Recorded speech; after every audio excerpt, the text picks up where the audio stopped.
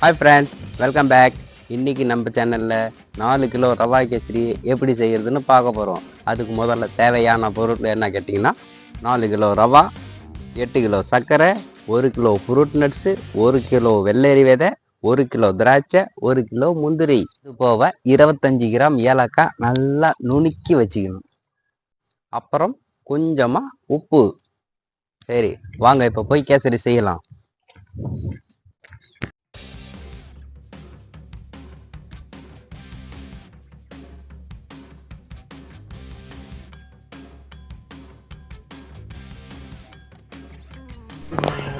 இப்போ அடுப்பு பற்ற வச்சு பாத்திரம் நல்லா சூடாயிடுச்சு பாருங்க.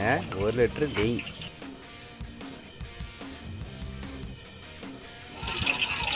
அது போக ஒரு 6 லிட்டர் கோல்டு வின்னர் எண்ணெய்.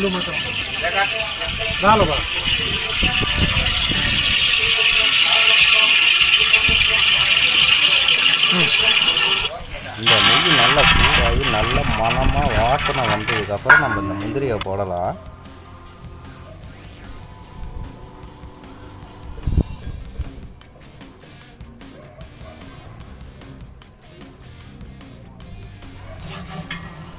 கூடவே இந்த திராட்சை 1 கிலோ எடுத்து வச்சுருக்கோம், அதுவும் சேர்த்து இதில் போட்டுக்கலாம்.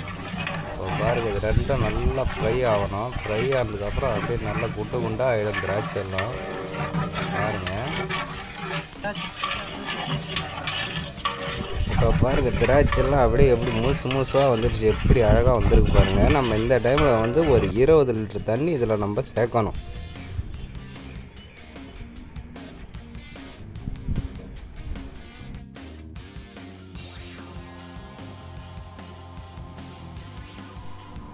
தண்ணி இதில் சேர்த்தோன்னே 25 கிராம் ஏலக்காய் நம்ம நுணுக்கி வச்சுருக்குது இதில் போட்டுக்கணும். கூடவே ஃப்ரூட் நட்ஸ் 1 கிலோ, அது போக வெள்ளரி விதையும் 1 கிலோ இதிலே சேர்த்து நம்ம போட்டுக்கணும். போட்டு நல்லா மிக்ஸ் பண்ணி விட்டு, இப்போ இதில் கொஞ்சமாக கல் உப்பு போடணும். அப்போ தான் நமக்கு இனிப்பு தூக்கி கொடுக்கும். இப்போ 4 கிலோ ரவாவை எடுத்து ஒரு பாத்திரத்தில் போட்டுக்கலாம்.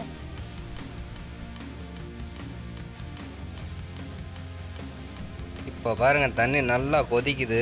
இந்த டைமில் தான் நம்ம ரவாவை இதில் சேர்க்கணும். அதுவும் மொத்தமாக நம்ம போடக்கூடாது. மொத்தமாக போட்டால் கட்டி கட்டி ஆகிடும். இது எப்படி போடணும்னா சும்மா மழைச்சாரல் மாதிரி போடணுங்க. இந்த மாதிரி நம்ம போடும்போது அங்கே பக்கத்துலேயே ஒரு ஆள் அதை கிண்டி விட்டுக்குன்னே இருக்கணும், இல்லைன்னா கெட்டி கெட்டியாக ஆகிடும். உங்களுக்கு சாப்பிட்றதுக்கு நல்லாவே இருக்காது. இந்த மாதிரி மழைச்சாரல் மாதிரி தூவி விட்டு கிளறி விட்டுக்குன்னே இருக்கணுங்க. ஆனால் இது ஒரு 10 நிமிஷம் இல்லை 15 நிமிஷம் நம்ம இது கிளறிக்கினே இருக்கணும்.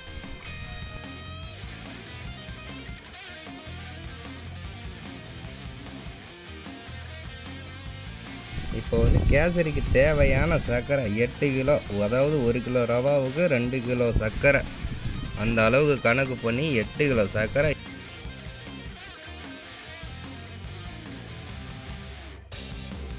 அந்த ரவா நல்லா வேவற வரைக்கும் கிண்டி விட்டுக்குன்னே இருக்கணுங்க. இந்த மாதிரி கிண்டி விட்டுக்குன்னே இருந்தால் தான் உங்களுக்கு அடி பிடிக்காது, உண்டை கட்டி எதுவுமே இருக்காது.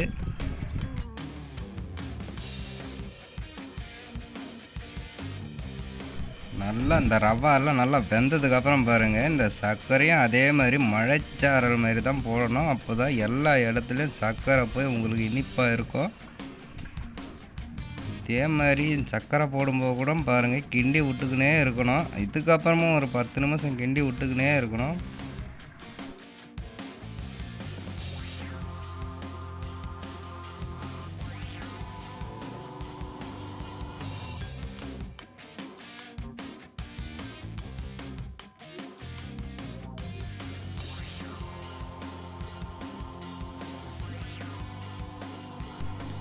ஃபைனலாக கேசரி பக்காவாக ரெடி ஆகிடுச்சு.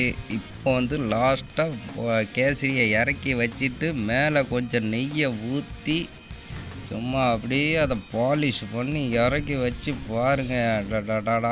டாடா கேசரின்னா யாருக்கு தாங்க பிடிக்காது. இந்த மாதிரி நம்ம சேனலை உங்களுக்கு பிடிச்சிருந்துச்சின்னா லைக் பண்ணுங்கள், ஷேர் பண்ணுங்கள், கமெண்ட் பண்ணுங்கள், மறக்காமல் சப்ஸ்கிரைப் பண்ணுங்கள். மீண்டும் அடுத்த வீடியோவில் உங்களை சந்திக்கிறேன். பாய்.